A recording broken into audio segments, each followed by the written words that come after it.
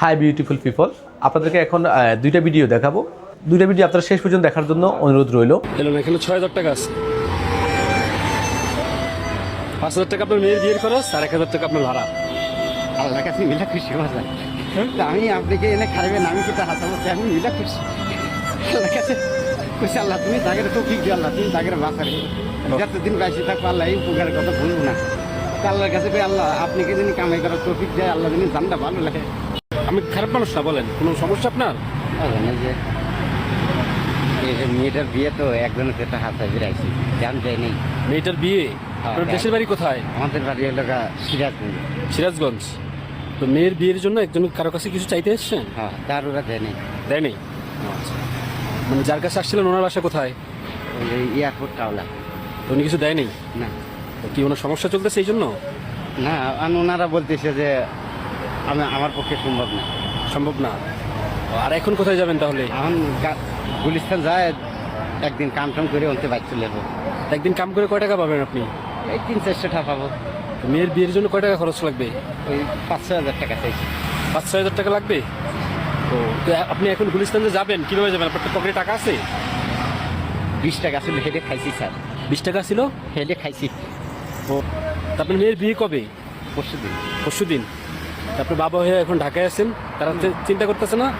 তারা চিন্তা তো করতেছে, আমি খালি শুধু কইছিলাম যে এরা গেলি ভাড়া কিছু টাকা পয়সা দিলি, তাহলে আমার ব্যান্ডা আছে আর এটা ব্যস্ত না। এই তো গেলেন, তারপর আপনার মেয়ের বিয়ে? ওই যে ব্যান আছে ওইটা বিক্রি করে দেবো। এই শেষ সম্বল? হয়, এটা আমার শেষ সম্ভব। তাহলে আর কি কাছে আমার হাত কথা লাগবে না। ও, আমার হাইকেতে ৫,০০০ টাকা ওনার গাড়িতে তেল বললো, তো তাই কইছিল মোল্লা কত টাকা বিল্ডিং আলা, তো হয়তো আর আমাকে এডে দিল না, তাও মন খারাপ করিনি যে আল্লাহ এর পরের টাকা যদি না দেয় তাহলে তার আমার ধরে কিছু নাই। মানে খুব আশা নিয়ে আসছিলেন আপনি? বড় একটা আশা আছে। ও, ঠাকুরের প্রতি দাবি রেখেন না কোনো? না। হ্যাঁ, এখন যে ভিডিওটা আপনারা দেখতেছেন এটা সম্ভবত ২ বছর আগের ভিডিও, ২ বা ৩ বছর আগের ভিডিও। আমি ফুল ভিডিও শেষে দিয়ে দিব। আর এখন যে ভিডিওটা আপনারা দেখবেন এটা রিসেন্টলি, আর সম্ভবত ২ দিন বা ৩ দিন আগের ভিডিও। এই ভিডিওটা একটু আপনারা দেখেন। আমার কষ্টের কথা কই না, এডি হইছে কাকা। আমি মানুষের হাতে পাও ধরলাম, বাতের মতো উঠে পা ধরে ভিক্ষা চাই। সবাই দেয়, ভিক্ষা দেয়, ভালো মতো দেয়। একজন আজকে একটা সুপার মার্কেটে খালি একটা মুরগি চাইছি দেখে, কেটা পড়ছে একটা হুন্ডালে একটা সারে, এবার ওনাকে টাকা দিতে অনেক কষ্ট তোমার করে। আপনি কে? মোটে বাপ নাই, হাতে হয় একটা মা। ভাই ভালোবাসে তোমারে? মার বিষ্ণাই বইরা গেছে কাকা, মা যদি ভালো না বাসছে ওই টিভি আমরা হালাইয়া চুইয়া আর একটা বিয়ে করতে হেলে মায়ের গর্ব ছিলাম, হেলে একটু মন করতে না। না, মায় ভালোবাসে, ঠিক আছে। তুমি মায়ের ভালোবাসো না?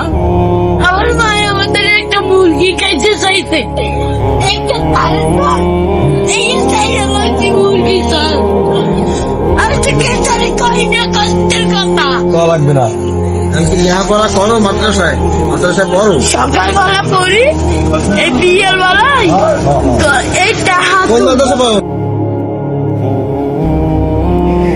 এটা ভিডিও গিয়েছে মানুষের সামনে, বাট মানুষ দেখে কান্না করে নাই। এরকম মানুষ খুঁজে পাওয়া খুবই কষ্টকর।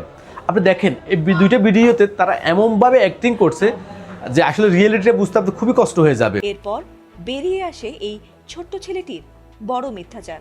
এই দুইটা ভিডিওতে ঠিক আমাদের সাথে কিভাবে প্রতারণা করা হয়েছে, আপনি ভিডিওটা যারা দেখছেন ফুল ভিডিও তারা বুঝতে পারবেন যে আমাদের সাথে আসলে কিভাবে প্রতারণা করা হলো।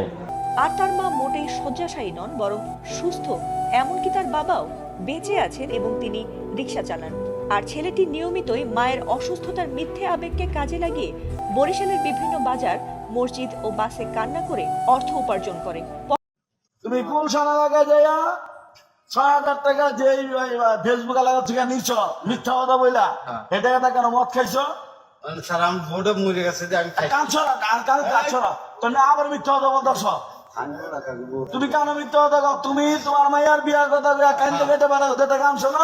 কাকাই দিকে এই মামা কাটাইয়া কেন মদ খাইছো তুমি? খাইছি আমি লোকে আর আচ্ছা তুই যাবি বেটা বাইতে তোর মাইয়ার বিয়া, তুই মিথ্যা কথা করতে এই ব্যবসা কেন করস? তুই তো বাংলাদেশে সারা বাংলাদেশ ঘুরে ঘুরে এই ব্যবসা করতে কাম করস না। হ্যাঁ? ভাই আপনারা যারা ওরে টাকা দিছেন, আরে টাকা দিবেন না, ওই লোক নানান জায়গায় চুরি করে আর মদ টদ খায় আর মিথ্যা মিথ্যা টাকা নেয়, অনেকে টাকা পয়সা দিবেন না। ওই লোক প্রতারণা, একটা সরল প্রতারক কই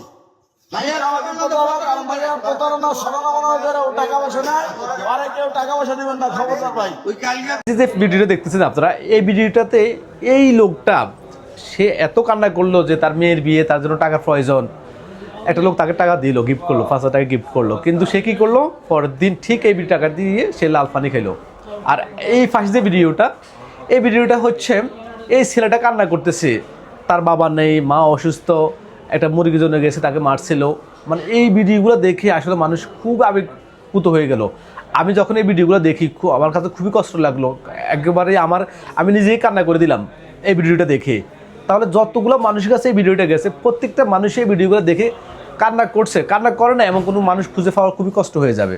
আমরা আসলে বাঙালি, আমাদের আসলে টোট বলতে আবেগ, টোট বলতে আমি এটা বোঝানো হয়েছে কারণ আমার মুখ দিয়ে গালি আসবে না ভাই। আপনি দেখেন তারা এমনভাবে অভিনয় করছে। আমি একজন কন্টেন্ট ক্রিয়েটর, আমি অভিনয় করতে গেলে আমার মনে হয় না আমি স্মুথলি এত ক্লিয়ারলি আমি অভিনয় করতে পারবো না, ঠিক তারা অভিনয় করে গেছে। আর আমরা বাঙালি, আমাদেরকে সবসময় মানুষ বোকা বানিয়ে যায়। এটাই আসলে আমাদের আফসোস লাগে, এটাই বাংলাদেশ।